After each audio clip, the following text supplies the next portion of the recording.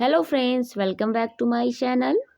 आज मैं लेकर आई हूँ बीए सिक्स्थ सेमेस्टर के मेजर पेपर इकोनॉमिक्स के पेपर फर्स्ट, भारतीय अर्थव्यवस्था एवं उत्तर प्रदेश की अर्थव्यवस्था, Indian economy and economic of Uttar Pradesh के लेसन थर्ड को, चैप्टर थर्ड को लेकर आई हूँ। इसके प्रीवियस वीडियो में आपको इसके सिलेबस के साथ साथ चैप्टर 1 एंड चैप्टर 2 के बुक के कंटेंट मिलेंगे, जिसमें मैंने हाईलाइटेड नोट्स करा रखे हैं, उसे आप सभी जरूर नोट कर लीजिए।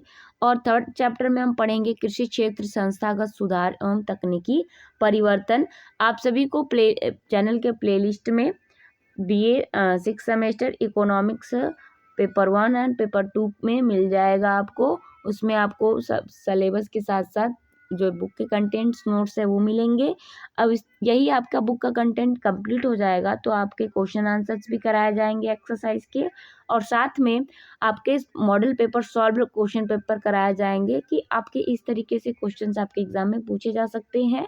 लास्ट में प्रैक्टिस सेट आपके 10 प्रैक्टिस सेट कराए जाएंगे, ठीक है। क्योंकि मैम जी के बीपी जो है पहले ऑब्जेक्टिव हुआ करता था इवन सेमेस्टर, लेकिन अब सब्जेक्टिव हो गया है, लिखित परीक्षा हो रही है।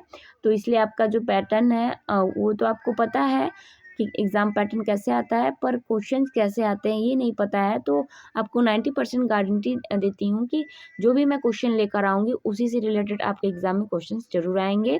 तो चैनल पर यदि नए हैं तो चैनल को सब्सक्राइब, बेल आइकन प्रेस और शेयर करना ना भूलिए, और वीडियो को लाइक ज़रूर कर दीजिएगा, और अधिक से अधिक शेयर करें अपने दोस्तों को भी, और अदर सेमेस्टर वालों को भी बताइए कि हाँ इस चैनल पे आपको ज्योग्राफी, इकोनॉमिक्स और अदर सब्जेक्ट के भी आपको से रिलेटेड आपको यहाँ पे जानकारी मिलेगी, और साथ में आपको यहाँ पे क्वेश्चन आंसर प्रोवाइड कराए जाएंगे, और आपको टाइम पर अपडेट भी कराया जाएगा।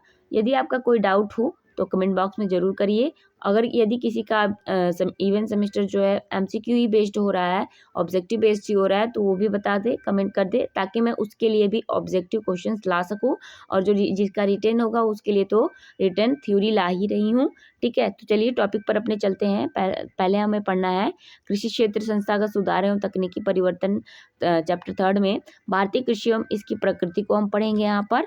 तो चलिए आइए देखते हैं कि भारतीय कृषि की प्रकृति कैसी है। तो भारतीय कृषि की प्रकृति में देखेंगे, वर्ष 2011 की जनगणना के अनुसार भारत का जनसंख्या अनुपात 1 अरब 21 करोड़ से अधिक हो गया। इसका जनसंख्या में की आवश्यकता के अनुसार भारतीय कृषि का महत्व, राष्ट्रीय आय में कृषि की भागीदारी में लगभग 18.3% की वृद्धि हुई। फिर है दूसरा पॉइंट, हालांकि यह सेवा औद्योगिक क्षेत्र की तुलना में काफ़ी कम है। भारतीय कृषि के महत्व को विशेष रूप से शामिल करने के लिए भागीदारी के आधार पर नहीं जाना चाहिए। भारतीय आर्थिक विकास के अभी भी देश की कुल श्रम शक्ति का लगभग 54.6% भागी अभी भी रोजगार के लिए कृषि पर प्रतिबंधित है। थर्ड इसका यही नहीं, देश के औद्योगिक विकास में भी कृषि का बहुत बड़ा महत्व है। सूती वस्त्र उद्योग, जूट वस्त्र उद्योग, चीनी उद्योग, चाय, कॉफी, खाद्य तेल आदि उद्यमों के कच्चे माल की आपूर्ति कृषि क्षेत्र से ही है। देश के कुल संयुक्त राज्य अमेरिका में भी कृषि की भागीदारी 10% से अधिक है। तो लास्ट तक वीडियो में बने रहिए, क्योंकि आपको यहाँ पे लास्ट में क्वेश्चन आंसर भी मिलेंगे देखने के लिए, और साथ ही आपके नेक्स्ट चैप्टर को भी यहाँ पर लाया जाएगा। तो नेक्स्ट वीडियो में कंटिन्यू डेली आपके 2 चैप्टर्स डेली अपलोड होंगे। अभी इधर भी कुछ दिन डिले हो गया है, उसके लिए सॉरी, डिले थोड़ा हो गया अब, लेकिन अब कंटिन्यू आपका चलेगा। तो आगे नेक्स्ट देखते हैं, चाय मसाला, गरम मसाला सहित कई कृषि उत्पाद भारत के प्रमुख सदस्य हैं। यह प्रत्यक्ष रूप से देश में विपणन क्षेत्र और कई उद्यमों के विकास में भी सहायक हैं। कृषि क्षेत्र के महत्वपूर्ण कारणों में भारतीय कृषि की भारतीय उद्योग की रीढ़ कहा जाता है। भारतीय कृषि को भारतीय उद्योग की रीढ़ कहा जाता है। नेक्स्ट अब आगे देखेंगे हमने देखा भारतीय अर्थव्यवस्था में कृषि प्रकृति देखा। अब भारतीय अर्थव्यवस्था की प्रकृति के बाद अब भारतीय अर्थव्यवस्था में कृषि का महत्व देखेंगे। तो महत्व क्या है देखते हैं। तो भारतीय अर्थव्यवस्था का महत्व है, प्राचीन काल से ही भारतीय अर्थव्यवस्था में कृषि का महत्वपूर्ण स्थान रहा। कृषि भारतीय अर्थव्यवस्था की रीढ़ है। भारत के आर्थिक विकास में कृषि का महत्व निम्नलिखित बातों पर परिलक्षित होता है। पहला आपका है रोजगार का प्रमुख स्रोत, मेन सोर्स ऑफ एम्प्लॉयमेंट।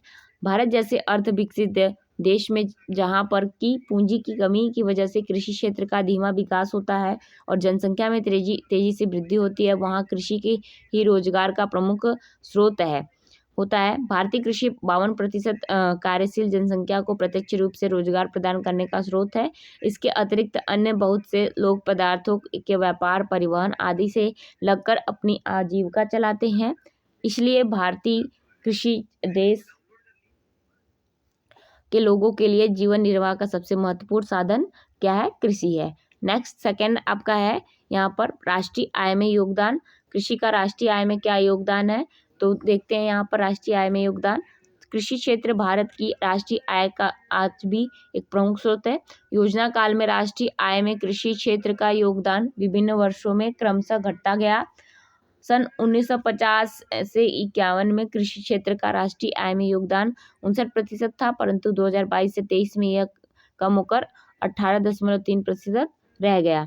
ठीक है, आगे देखिए, इस संदर्भ में निम्नलिखित दो महत्वपूर्ण बातें ध्यान में रखने योग्य हैं।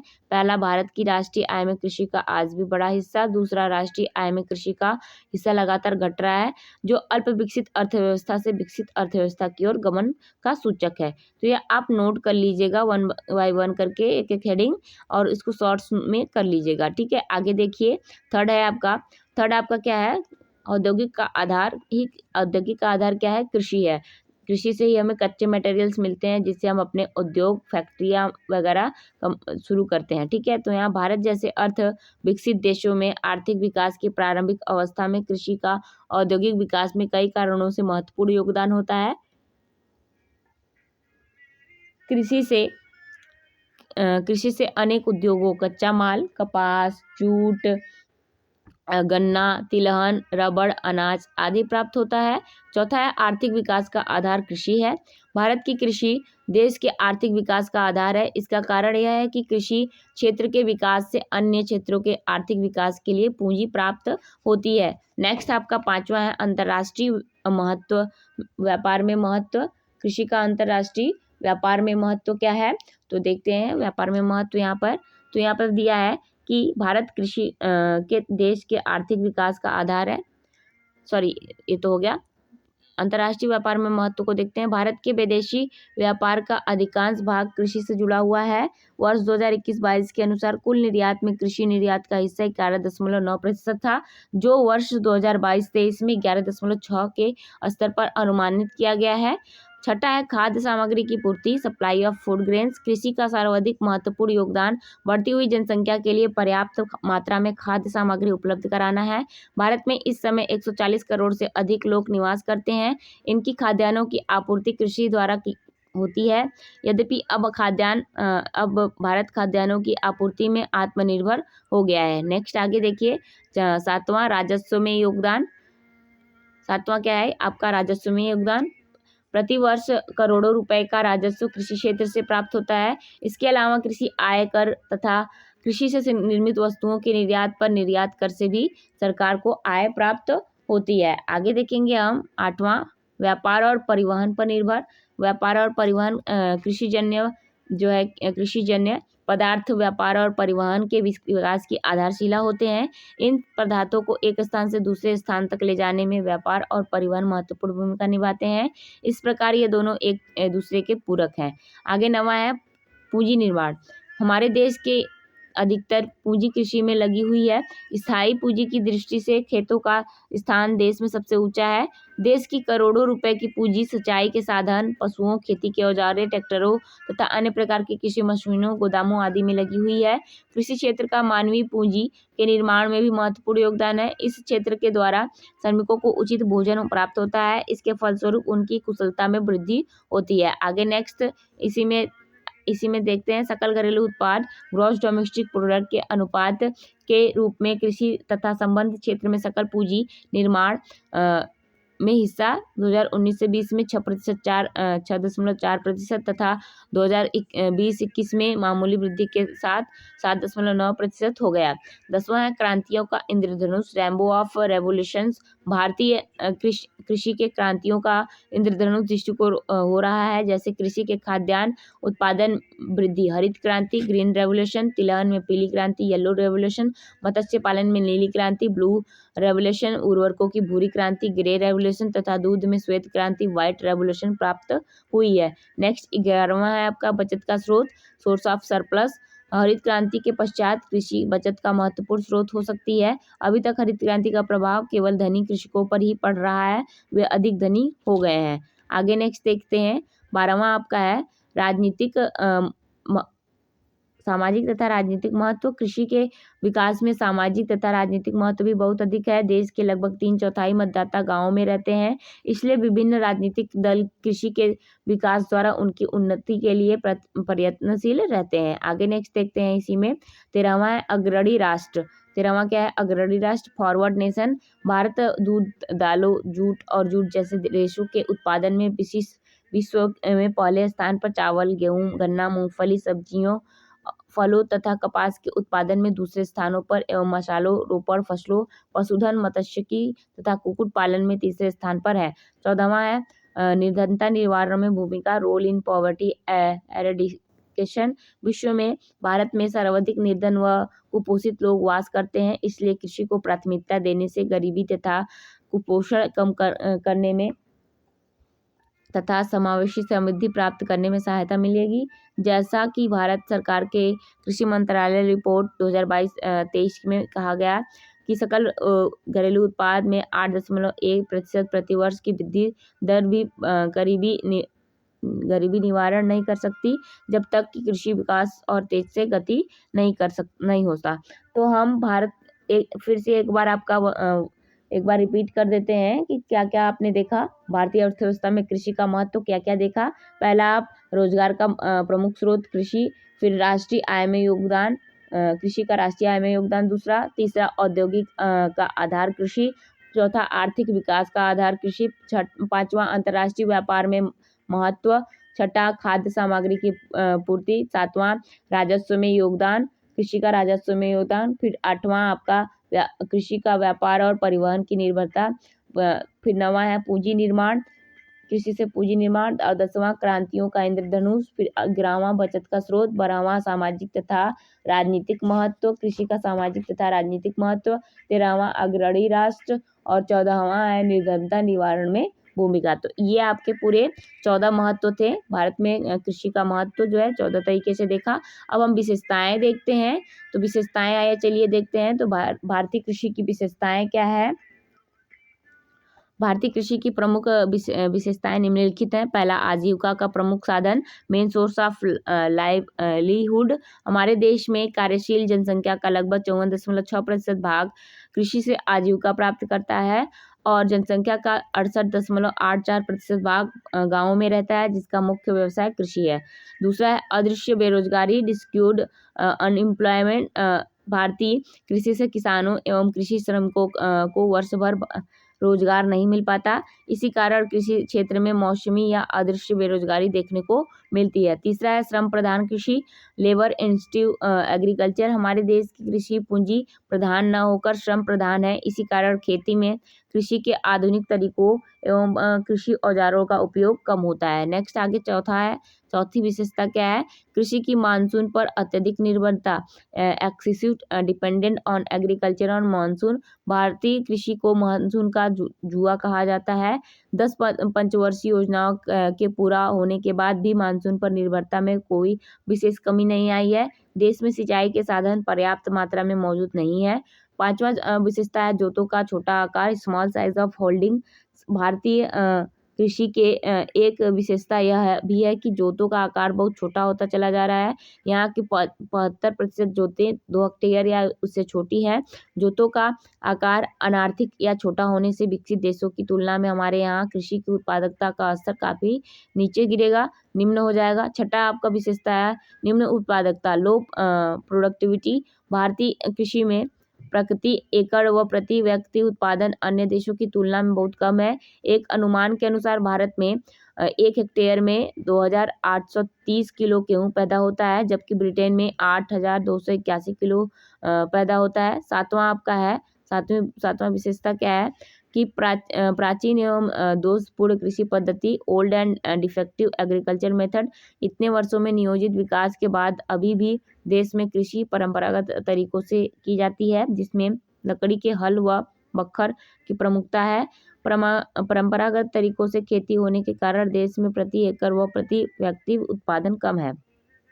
8वां है खाद्यान्न फसलों की प्रचुरता, प्रीडोमिनेंस ऑफ फूड क्रॉप्स। कृषि क्षेत्र में हमारे देश में मुख्यतः खाद्यान्नों का उत्पादन किया जाता है, जहाँ जितनी भूमि काम में लाई जाती है उसका लगभग 94% भाग खाद्यान्न फसलों व शेष 6% भाग व्यापारिक फसलों के में काम आता है। तो विशेषता में हमने क्या क्या देखा, तो विशेषता में पहली विशेषता आजीविका का प्रमुख साधन, कृषि आजीविका का प्रमुख साधन। दूसरा कृषि अदृश्य बेरोजगारी। तीसरा कृषि श्रम प्रधान कृषि।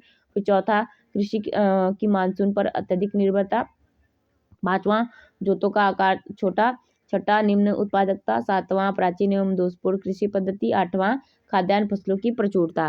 तो यह हमने विशेषता देखा। अब कृषि उत्पादन व उत्पादकता की प्रवृत्तियों को देखेंगे। यहाँ agriculture trends of production and productivity. तो इसमें पहला हम देखेंगे कृषि उत्पादन की प्रवृत्तियाँ, trends of agriculture production. Bharat में आर्थिक नियोजन को शुरू किए जाने के साथ ही भारतीय अर्थव्यवस्था में कृषि के विकास को विशेष महत्व दिया गया है। फलतः कृषि उपजों के उत्पादन एवं उत्पादकता दोनों में महत्वपूर्ण वृद्धि हुई है। फिर भी देश के व्यापक गरीबी, बेरोजगारी, आय एवं धन की असमानता के साथ क्षेत्रीय विषमता है। ऐसी स्थितियों में कृषि उत्पादन एवं इनकी उत्पादकता का विश्लेषण महत्वपूर्ण हो जाता है। भारत में कृषि उत्पादन को निम्नलिखित 2 वर्गों में बांटा जा सकता है। पहला जो है कि आपका यहाँ खाद्यान्न फूड ग्रेन्स और दूसरा वाणिज्यिक फसलें कॉमर्शियल क्रॉप्स। तो पहला हम फूड ग्रेन्स देख लेते हैं। फूड ग्रेन्स के अंतर्गत चावल, गेहूं, ज्वार, बाजरा जैसे प्रमुख अनाज एवं दालों, पल्सेस को भी शामिल किया जाता है। दूसरा है वाणिज्यिक फसलों कॉमर्शियल क्रॉप्स के अंतर्गत तिलहनों, गन्ना, कपास, पटसन एवं आलू को शामिल किया जाता है। खाद्यान्नों की तुलना में वाणिज्यिक फसलों के अधिक उत्पादन करने से किसानों की आय बढ़ती है और उनका जीवन स्तर जो है ऊंचा होता है। आगे देखेंगे सेकंड में आपका क्या दिया है कि खाद्य फसलों में उत्पादन की प्रवृत्तियां। भारत में खाद्य फसलों के उत्पादन की प्रवृत्तियों को नीचे सारणी में यहाँ पर दिया गया है कि इस तरीके से इसे आप नोट कर सकते हैं।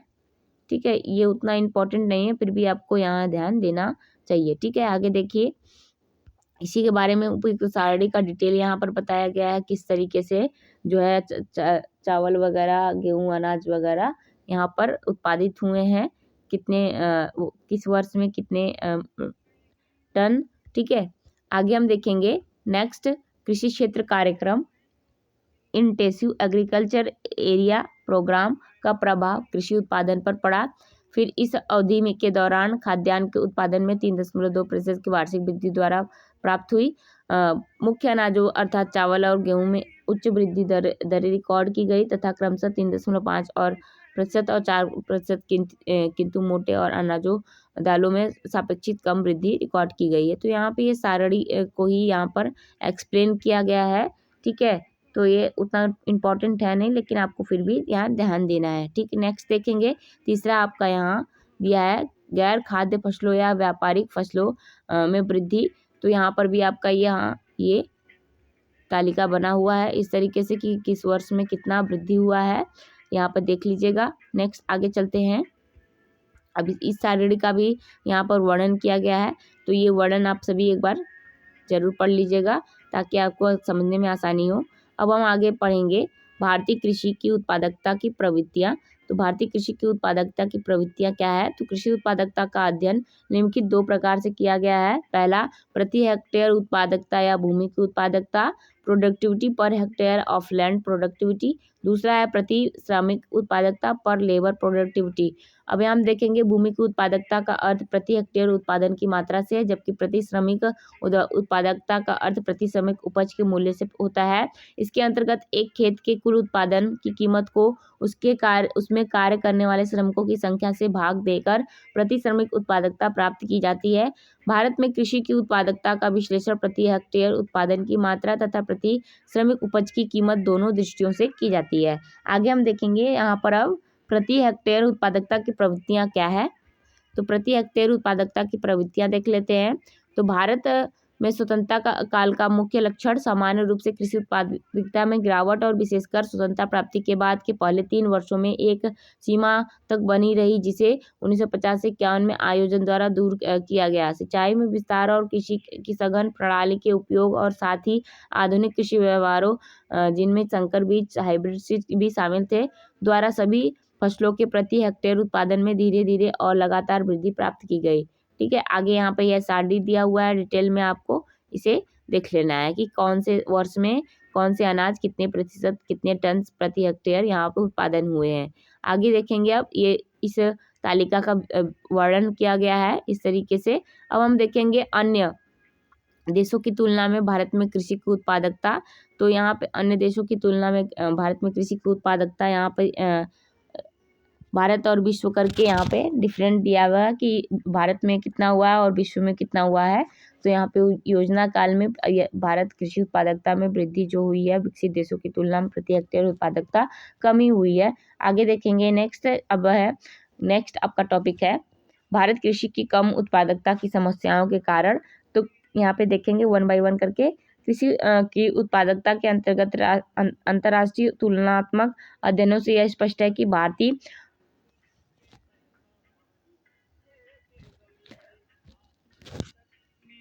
कृषि की उत्पादनशीलता बहुत कम है। भारतीय कृषि की प्रमुख समस्या है कि इसके लिए उत्तरदायी कारणों को हम निम्न रूप से मुख्यतः विभाजित कर सकते हैं। पहला कारण नेचुरल केसेस, प्राकृतिक कारण में देखेंगे वर्षा की अनिश्चितता।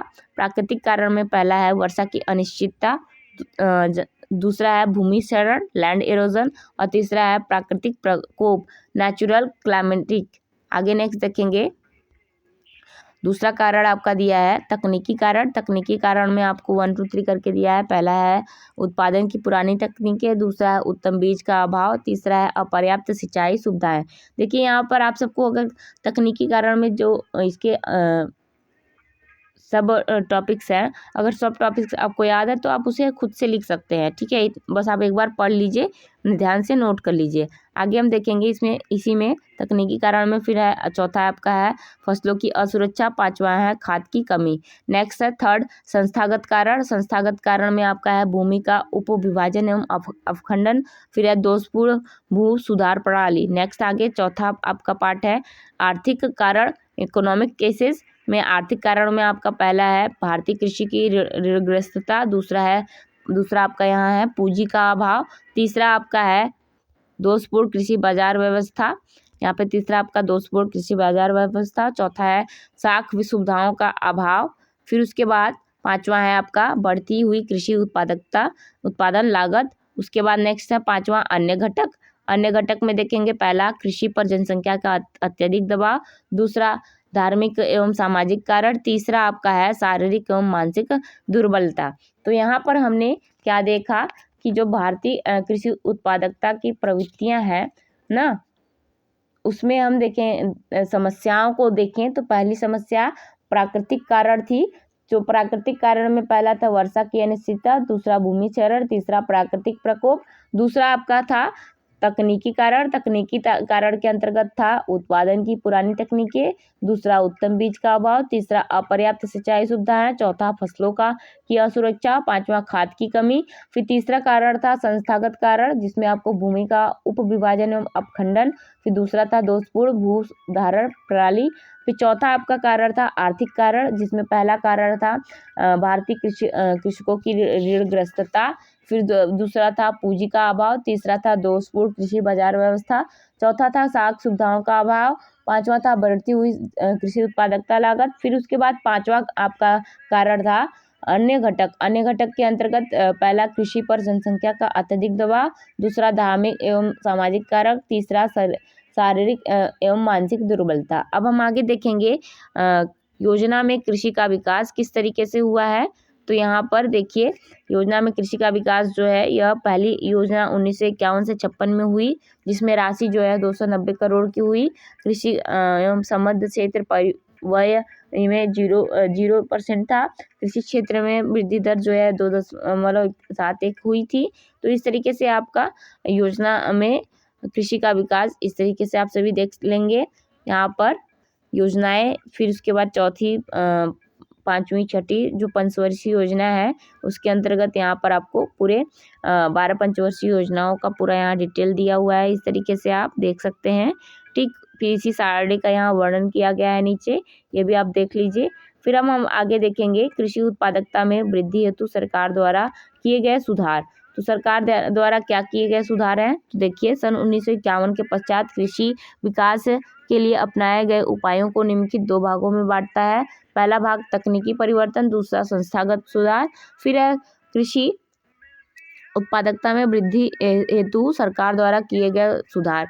तो अगर पूछ रहा है कि कृषि उत्पादकता में वृद्धि हेतु सरकार द्वारा किए गए सुधार का वर्णन कीजिए, तो आप पहले इस प्रकार चार्ट जो है फ्लो चार्ट आप बनाकर बता सकते हैं। तो यहाँ पहला हम देखेंगे तकनीकी परिवर्तन के अंतर्गत में हम देखेंगे अधिक उत्पादन देने वाले बीज, दूसरा उर्वरक का अधिक उपयोग, तीसरा सिंचाई का विस्तार, चौथा पौध संरक्षण।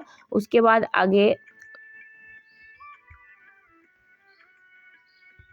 आगे आपका है पांचवा कृषि विकास हेतु विभिन्न संस्थाओं की स्थापना, और छठा है कृषि सेवा केंद्र, सातवां है बहुफसली कार्यक्रम, आठवां है यंत्रीकरण, नौवां है वैज्ञानिक ढंग से कृषि, दसवां है कृषि भूमि का विकास, 11वां है पशुपालन में सुधार, 12वां है ग्रामीण विद्युतीकरण, फिर 13वां है भूमि परीक्षण और 14वां है अन्य उपाय। तो यह आपके इतने 14 जो उपाय हैं यह तकनीकी परिवर्तन के हैं।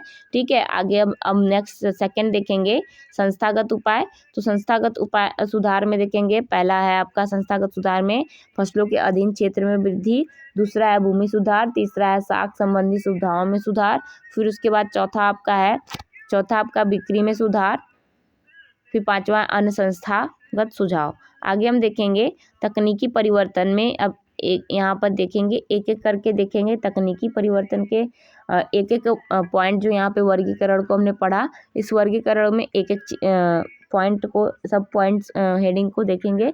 तो तकनीकी परिवर्तन में अधिक उत्पादन देने वाले बीज HIV सीड्स के बारे में देखेंगे। फिर दूसरा उर्वरक का अधिक उपयोग यहाँ देखेंगे। ठीक है, 1 बाय 1 करके यहाँ पे सबका डिटेल दिया है। फिर तीसरा आपका सिंचाई का विस्तार, फिर चौथा आपका जो है पौध संरक्षण, पांचवा जो है कृषि विकास हेतु विभिन्न संस्थाओं की स्थापना, छठा कृषि सेवा केंद्र, सातवां बहुफसली कार्यक्रम, उसके बाद आठवां यंत्रीकरण, नौवां वैज्ञानिक ढंग से कृषि, 10वां कृषि भूमि का विकास, फिर उसके बाद 11वां पशुपालन में सुधार, 12वां ग्रामीण विद्युतीकरण, 13वां भूमि परीक्षण, फिर उसके बाद 14वां आपका जो है अन्य तकनीकी आय जो है आपके इसके बारे में बताया गया है। फिर उसके बाद हम देखेंगे संस्थागत सुधार में पहला फसलों के अधीन क्षेत्र में वृद्धि, दूसरा भूमि सुधार, फिर उसके बाद तीसरा आपका साख संबंधी सुविधाओं में सुधार, चौथा है बिक्री में सुधार। ठीक है, उसके बाद पांचवा अन्य संस्थागत सुधार। अब हम आगे देखेंगे भारतीय कृषि के संतोषजनक विकास के लिए सुझाव अथवा करके कृषि उत्पादकता वृद्धि में सुझाव, इस तरीके से हम यहाँ पर देखेंगे। तो यहाँ पर देश में आर्थिक विकास को गति प्रदान करने के लिए कृषि विकास अनिवार्य है। कृषि विकास के लिए कृषि उत्पादकता बढ़ाना आवश्यक है, इस हेतु सुझाव दिए गए हैं। तो पहला यहाँ पर दिया गया सुझाव कि सिंचाई सुविधा का विकास एवं विस्तार, फिर दूसरा है साख सुविधाओं में विस्तार, तीसरा है जनसंख्या का दबाव कम किया जाए, और उसके बाद चौथा है आपका कृषि विपणन व्यवस्था का विकास, फिर पांचवा है श्रेष्ठतर तकनीकों और उन्नत औजारों को अपनाना, फिर उसके बाद छठा है उन्नत बीजों का उपयोग। नेक्स्ट आगे देखेंगे सातवां है उर्वरक उपभोग स्तर को बढ़ाना, फिर आठवां है भूमि सुधार, नौवां है मिश्रित खेती, 10वां है कृषि विपणन में सुधार। ठीक है, आगे देखें 11वां है पशुओं की स्थिति में सुधार, 12वां है किसान के शिक्षण एवं प्रशिक्षण की व्यवस्था, 13वां है कृषि अनुसंधान का विस्तार। अब हम आगे पंचवर्षीय योजना में कृषि को देखेंगे। पंचवर्षीय योजना के अंतर्गत कृषि में क्या क्या चीज़ें की गई हैं। तो यहाँ जो मिशन आपके पंचवर्षीय योजना में दिए गए हैं उनके बारे में आज देखना है। तो 12वीं पंचवर्षीय योजना तथा कृषि क्रियाओं का एकीकरण 5 मिशन द्वारा किया गया। पहला आपका था राष्ट्रीय खाद्य सुरक्षा मिशन, दूसरा national action plan on climate, फिर उसके बाद तीसरा national mission on oil seeds and oil palm, फिर चौथा national mission all agriculture extension and technology, पांचवा नेशनल हार्टिकल्चर मिशन। आगे हम देखेंगे नेक्स्ट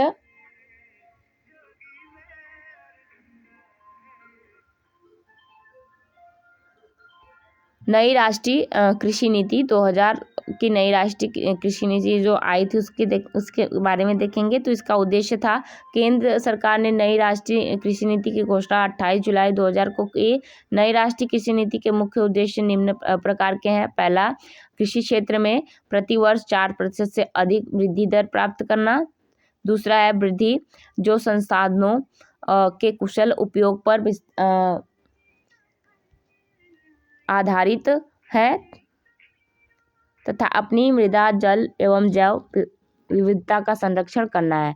तीसरा है सामान्य वृद्धि अर्थात वृद्धि जो क्षेत्र दर तथा किसान व्याप्त है। चौथा है ऐसी वृद्धि जो मांग के अनुसार हो और स्वदेशी बाजारों की मांग को पूरा करे तथा आर्थिक उदारीकरण और विश्वव्यापीकरण से उत्पन्न चुनौतियों की स्थिति में कृषि उत्पादों के निर्यात से अधिकतम लाभ मिल सके। पांचवा है वृद्धि जो प्रौद्योगिकी, पर्यावरण तथा वित्तीय रूप से दीर्घकालीन हो। विशेषताएं, नई राष्ट्रीय कृषि नीति की प्रमुख विशेषताएं निम्नलिखित है। पहला है कृषि उत्पादकता को बढ़ाने के लिए नई तकनीकी का उपयोग। दूसरा है कृषि वस्तुओं को वायदा बाजारों के क्षेत्र में चरणबद्ध तरीके से लाना। तीसरा है देश की निर्यात आवश्यकताओं को ध्यान में रखते हुए कृषि उत्पादों का समर्थन मूल्य निश्चित करना।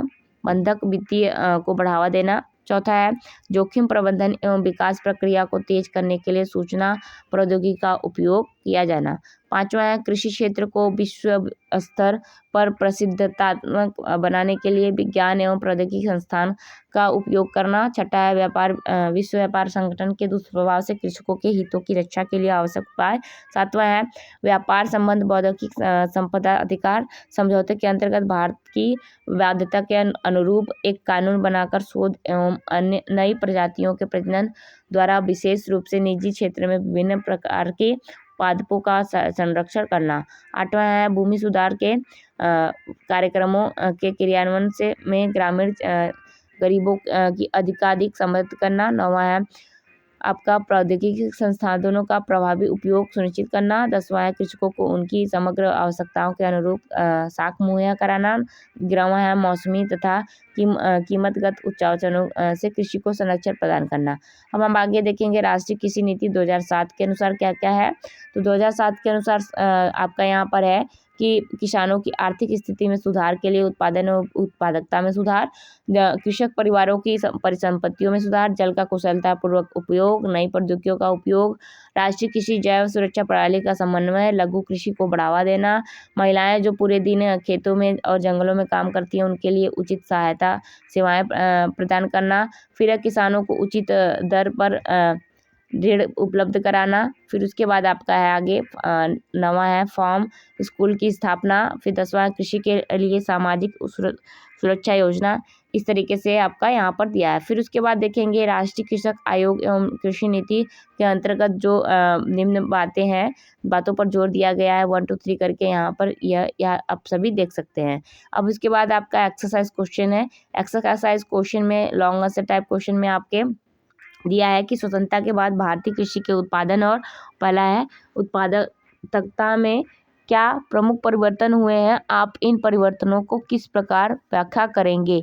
फिर दूसरा है भारत के आर्थिक जीवन की सर्वाधिक प्रमुख विशेषता अन्य व्यवसायों की अपेक्षा भारतवासियों की कृषि पर अत्यधिक निर्भरता है, इस कथन की व्याख्या कीजिए। तीसरा है भारतीय अर्थव्यवस्था में कृषि के महत्व की व्याख्या कीजिए, भारतीय कृषि के पिछड़ेपन को दूर करने के लिए आप क्या सुझाव देंगे। चौथा है भारत में कृषि उत्पादकता निम्न होने के कारणों तथा कृषि उत्पादकता की वृद्धि करने हेतु सरकारी प्रयत्नों की व्याख्या कीजिए। पांचवा है योजना काल में भारत कृषि विकास पर एक निबंध लिखिए। उसके बाद आगे छठा है भारत में कृषि एक उद्योग न होकर जीवन निर्वाह का एक ढंग है। इस कथन की विवेचना कीजिए तथा भारतीय कृषि की मुख्य विशेषताओं को संक्षेप में बताइए। तो यहाँ पे जितने भी क्वेश्चन आपको मिले सभी क्वेश्चंस आपके बुक के कंटेंट में है, आप सभी खुद से क्वेश्चन आंसर कर सकते हैं। फिर आपके लघु उत्तरीय प्रश्न, शॉर्ट आंसर टाइप क्वेश्चन। पहला है भारतीय अर्थव्यवस्था में कृषि के महत्व को बताइए। दूसरा है भारत में निम्न उत्पादन के प्रमुख कारण कौन कौन से बताइए। तीसरा है कृषि उत्पादकता में वृद्धि के लिए सुझाव दीजिए। चौथा है भारत में कृषि के पिछड़ेपन के कारण को लिखिए। पांचवा है कृषि उत्पादकता में वृद्धि हेतु सरकार द्वारा उठाए गए प्रयासों को बताइए। फिर छठा है कृषि उत्पादकता में वृद्धि के लिए सुझाव दीजिए। फिर सातवां है नई कृषि नीति की प्रमुख विशेषता क्या है बताइए। फिर इसके बाद ऑब्जेक्टिव टाइप के क्वेश्चंस आपके यहाँ दिए गए हैं, आप देख लीजिए। ठीक है, मिलेंगे नेक्स्ट वीडियो में। नेक्स्ट वीडियो में लेकर आएंगे चैप्टर नंबर 4 कृषि और उद्योग के बीच व्यापार की शर्तें क्या है। Thanks for watching video. मिलते हैं नेक्स्ट वीडियो में। और आप सभी बेल आइकन प्रेस करना ना भूलिए और चैनल पर नए हैं तो चैनल को सब्सक्राइब और शेयर करना ना भूलिए। ठीक है, नेक्स्ट वीडियो में मिलते हैं। Thanks for watching video.